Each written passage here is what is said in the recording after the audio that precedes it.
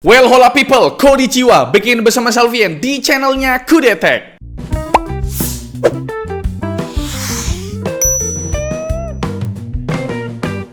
Kita kaget loh bre, ternyata antusiasme buat nonton review mini PC di channel ini lumayan gede juga. Terakhir kita review mini PC Kerehore Geekom A5 ternyata udah 40 ribuan aja tuh viewersnya. Tapi kalau dirasa spesifikasi Geekom A5 masih kentang, sekarang kita coba review mini PC yang speknya rata kanan. Dan ini dia bre, Geekom IT15 yang pakai prosesor Intel Core Ultra 9 285H. Sebuah prosesor modern yang umurnya masih fresh ya. Prosesor ini punya total 16 core dengan 16 thread ya, dengan boost clock super ngebut up to 5,4 GHz. Tapi apakah potensinya bisa keluar semua atau malah kena limit karena form factornya yang kecil ini? Let's go kita bahas. Dengan harga mulai dari 18 juta, jelas ya Geekom IT15 bakal jadi sasaran empuk buat kaum mendang-mending buat dibandingin sama Mac Mini M4. Tapi kalau kita ngomongin calon usernya, tentu ya pasar mini PC ini bakal banyak dipakai di perkantoran bre. Ambillah contoh buat kantor pemerintahan yang biasanya masih banyak ASN sepuh yang udah pasti pada gaptek. Paling cocok operating sistemnya ya Windows bre. Kalau dipaksa pakai Mac Mini yang ada flow kerjanya bakal terganggu karena perlu training ulang para sepuh ini ya. Kebiasaan klik kanan terus refresh di Windows kan kagak ada tuh di Mac Mini gitu. Ntar pada panik pula tuh para sesepuh itu bro. Kembali ngomongin prosesor Intel Core Ultra 9 285H ini. Kalau pada yang nanya, kenapa nggak pakai Intel Core Ultra 9 285HX bang? Ya mungkin Geekom ngincer efisiensi dayanya bre. Soalnya di Core Ultra 9 285H ini ada low power efficiency core yang base clocknya mulai dari 1 GHz aja. Tentunya efisiensi daya adalah segalanya bagi sebuah mini PC yang form factornya ya nggak lebih gede dari mangkok Indomie atau mie ayam deket rumah kalian bre. Selain faktor efisiensi daya, kemampuan komputasi AI di Core Ultra 9 285H juga lebih baik ketimbang Core Ultra 9 285HX. Up to 99 TOPS berbanding up to 36 TOPS aja. Ini penting banget khususnya buat perkantoran yang workflow-nya tuh ngandelin AI, kayak misalkan kantor berita buat bantu riset penulisan. Ya intinya di era modern kayak gini ya, udah makin banyak pekerjaan yang workflow-nya tuh bergantung banget sama AI. Mungkin kalian pun mau tanya apapun sekarang ke AI gitu kan. Makanya sekarang permintaan pasar buat device yang punya kemampuan komputasi AI makin meningkat pak ya. Kita juga ada tes kemampuan komputasi AI Geekom IT15 ini buat generate text di LM Studio pakai model Gamma yang 1 billion. Hasilnya bre, Geekom IT15 di sini bisa menghasilkan 45 token per detik yang menurutku udah lumayan kenceng loh bre. BTW performa prosesornya tuh tetap buas ya walaupun punya low power efficiency core. Core Ultra 9 285H di sini tetap lebih kenceng dari Ryzen 9 8945HS dan bahkan bre lebih kenceng dari Core Ultra 9 285H yang ada di unit laptop ZenBook 14 OLED. Berarti bisa disimpulkan kalau cooling system di Geekom IT15 ini udah cukup memadai lah bre. Kalau kita ngelihat di materi promonya mereka, Geekom IT15 ini udah dibekali 2 buah heat pipe dengan 1 buah kipas. Kita coba buktikan dengan stress test di Cinebench R23 selama 10 menit bre. Hasilnya di 30 detik awal kelihatan kalau cooling systemnya berusaha nge-push banget si Core Ultra 9 285H-nya. Bahkan suhunya itu mendekati 100 derajat Celcius dengan TDP mendekati 60 watt. Tapi setelahnya lebih terkontrol lagi dengan suhu sekitar 85 derajat Celcius dan TDP-nya tuh sekitar 35 watt bre. Kalian nggak perlu khawatir sama suhu tadi, soalnya itu cuma stress test aja ya. Kita ada tes buat penggunaan yang masih lumayan berat yaitu Gaming Hogwarts Legacy di resolusi 1080p selama 10 menit. Rata-rata suhunya lebih adem 6 derajat, jadi 79 derajat aja. Tapi TDP-nya tetap jalan di 35 watt bre. Berarti buat penggunaan yang lebih kasual kayak misalkan office, bakal lebih adem lagi suhunya. BTW tadi itu data suhu berdasarkan sensornya. Kalau suhu unitnya langsung masih sangat adem bre. Ini kita rekam pas lagi ngetes game Hogwarts Legacy, area atas depan itu masih adem banget di 30 derajat Celcius. Sedangkan di area tengah sampai belakang itu cuma mentok di 40 derajat aja bre. Jadi soal overheating kalian kagak perlu khawatir lagi. Ini masih aman terkendali ya. Kita lanjut lagi ngebahas performa iGPU-nya. Ini penting sekali ya. Intel Core Ultra 9 285H di sini punya iGPU berupa Intel Arc 140T yang punya 8 i8 Xe core dan clock speednya up to 2,3 GHz. Secara graphics core by 3D Mark Time Spy, performanya itu udah mendekati RTX 2050 4GB.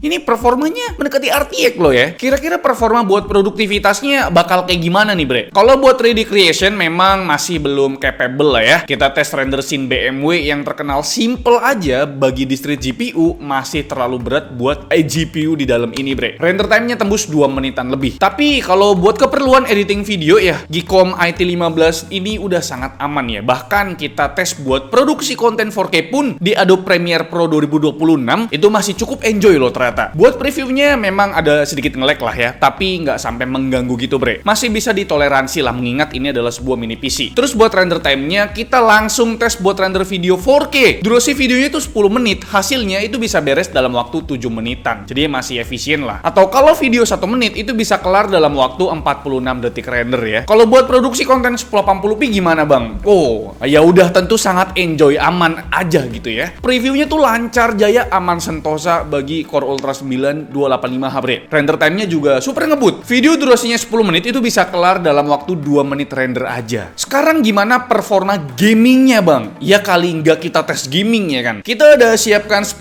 game yang mostly adalah game AAA, game yang berat. Apakah Geekom IT15 ini sanggup? Ya tentu sanggup-sanggup banget bre. Asalkan main di preset low dan pakai upscaler Intel XeSS. Pertama jelas ada Hogwarts Legacy ya, di 1080p itu masih aman enjoy ya. Rata-ratanya tuh di 50 fps. Tapi kalau kalian mau lebih smooth lagi, kalian turunin aja ke 720p biar dapat 74 fps lebih. Lanjut ke game Monster Hunter Wilds, ternyata game ini masih cukup berat bre. Udah main di 720p juga masih kurang playable. Rata-rata fps-nya cuma di 44 fps bre. Game ketiga ada Black Myth Wukong. Performa 1080p-nya udah lumayan nih. Rata-ratanya bisa mepetin 60 fps loh bre. Kayaknya kagak perlu tuh diturunin ke 720p biar tetap dapat grafik yang lebih detail. Next ada game Cyberpunk 2077. Kita cuma tes di 1080p yang menurut kami performanya udah cukup oke karena dapat rata-rata di 70 fps berkat fitur Intel XeSS Frame Generation. Game kelima ada Horizon Zero Dawn. Karena game ini belum support upscaler Intel XeSS, makanya performa game ini belum terlalu memuaskan. Di 1080p cuma dapat 55 fps aja bre. Tapi tuh hampir mendekati 60 lah. Lanjut lagi ke game Forza Horizon 5, lagi-lagi karena belum support Intel XeSS Frame Generation, rata-rata fps-nya tuh nggak sampai 60 fps di resolusi 1080p. Game ketujuh ada Genshin Impact, satu-satunya game yang kita tes pakai preset high. Hasilnya dapat rata-rata di 52 fps bre. Beralih ke game-game kompetitif mulai dari Delta Force, tentu kita tesnya cuma di resolusi 720p dan pakai upscaler Intel XeSS Balance karena ini merupakan game yang cukup berat. Itu pun rata-rata fps-nya cuma sekitar 75 fps aja bre, belum tembus ratusan fps. Kalau buat game CS2 udah pasti tembus ratusan fps meskipun main di resolusi 1080p. Terakhir ada Dota 2 yang lagi-lagi tembus ratusan fps pas main di 1080p. Jadi gimana bre? Menurut kalian soal performance gaming tadi dari Geekom IT15 ini? Overall kami cukup puas terutama di game-game AAA yang udah support Intel XeSS Frame Generation kayak misalkan Cyberpunk dan juga Black Myth Wukong bre. Karena kita tetap bisa enjoy main di resolusi 1080p tanpa khawatir drop FPS. Performa di game kompetitifnya juga masih enjoy ya buat mabar bareng temen-temen. Dan sekarang kita bahas penggunaan dayanya kayak gimana nih. Seperti biasa kita pakai wattmeter buat alat ukurnya. Pada kondisi idle nyedot daya 10 watt aja. Sedangkan buat streaming YouTube 1080p naik 5 watt jadi 15 watt bre. Sekarang beralih ke simulasi penggunaan daya buat main game nih. Kita ngetesnya Hogwarts Legacy di 1080p bre. Nyedot dayanya itu di 53 watt dan konsumsi full load-nya kita simulasikan dengan running multicore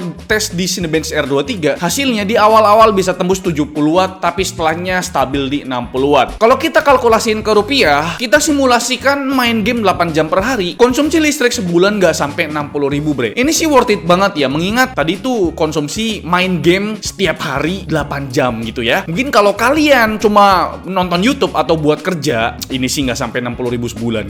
Kita udah bisa main game Cyberpunk 2077 di 1080p dengan enjoy dengan modal Rp2.000 per hari. Ini rich sekali bre. Oh ya bre, kita lupa mention memori dan juga storage-nya ya. Unitas kita itu punya kapasitas memori 32GB dual channel DDR5 5600 MB transfer per second yang masih bisa di-upgrade up to 64GB DDR5 kan tadi kan, jadi bisa di-upgrade itu. Sedangkan buat storage-nya udah dapat M.2 NVMe, kapasitasnya tuh 2TB ya. Dengan interface PCIe Gen 4 dengan dua opsi upgrade. Pertama, bisa tambah M.2 NVMe dengan form factor 2242 dan kedua, bisa tambah SSD SATA 2,5 inci yang plug and play karena udah disediakan mountingnya bre. Tinggal kalian colok aja kabel SATA sama kabel power udah ada tuh di dalamnya ini ya. Sekarang kita ngebahas wujud asli si Geekom IT15 ini. Tampilannya full hitam legam, agak kontras dari tampilan Geekom A5 kemarin yang punya finishing rose gold. Soal dimensi sebenarnya ini masih pakai form factor yang sama seperti unit mini PC lain dari Geekomnya, bre. Ukurannya tuh di 12 x 12 cm dengan ketebalan nggak sampai 5 cm. Bobotnya juga masih super enteng, nggak sampai 600 gram. Jadi buat digantung di belakang monitor pakai Vesamon bawaannya nggak akan memberatkan si monitornya. Kalaupun monitor kalian nggak punya Vesamon, kalian bisa pasang Geekom IT15 ini pada dinding rumah kalian. Beralih ke percolokan duniawi, jumlah dan wujudnya memang kelihatan sama ya. Di sisi depan ada tombol power, port jack audio, dan 2 buah port USB 3.2 Gen 2 Type A. Di sisi kiri bodi ada slot SD card ya. Lalu di sisi kanan bodi ada Kensington lock. Pindah ke sisi belakang yang super padat ini ada port power adapter, 2 buah port HDMI 2.0, port LAN juga ada, 2 buah port USB Type A lagi, dan yang membedakan adalah 2 buah port USB Type C di sini udah pakai interface Thunderbolt 4. Jadi nggak cuma bisa dipakai buat display tambahan, port Thunderbolt di sini juga bisa dipakai buat disambungin eksternal GPU biar performa mini PC ini makin jos lagi. Dan sampailah kita ke bagian akhir video ini, yaitu kesimpulannya, bre. Sebenarnya secara tersirat kesimpulannya ada di awal video tadi, bre, yaitu pas kita ngebahas harganya. Tapi kita mention ulang aja biar clear gitu ya. Geekom IT15 ini harganya mulai dari Rp18.900.000 buat yang RAM 32GB dengan storage 2TB. Lagi-lagi kita kan open minded ya. Jadi silahkan aja kalian berkomentar, mending Mac Mini M4 bang, mending Mac Mini M4 bang, ya kan? Ya memang. Tapi lagi-lagi kita mau bilang kalau pasar mini PC berbasis Windows tetap ada dan jumlahnya nggak sedikit, bre. Jadi wajar aja kalau Geekom ngerilis Geekom IT15 ini dengan spesifikasi rata kanan tapi tetap memikirkan buat efisiensi dayanya. Dan tentu ya kemampuan komputasi AI-nya juga mantap ya. Dan kita juga mau mengingatkan, bre, kalau mini PC dari Geekom itu punya masa garansi yang cukup panjang, up to 3 tahun, dan ada penawaran garansi eksklusif berupa ganti unit pada periode tertentu ya. Mungkin faktor after sales ini bisa jadi bahan pertimbangan calon pembelinya nanti. Tapi gimana menurut kalian mengenai mini PC dari Geekom ini yang ternyata speknya luar biasa mantap yang menggunakan Core Ultra 9 285H, bro? Coba dah komen di kolom komentar, kita diskusi aja. Nggak usah pada marah-marah ya kan. Like video ini kalau kalian suka, dislike kalau kalian jelek banget, dan jangan lupa untuk tekan tombol subscribe yang warna putih karena bukan warna merah lagi. Salvian selaku host di channel kamu. Terima kasih. Sampai jumpa di video selanjutnya. Bye bye.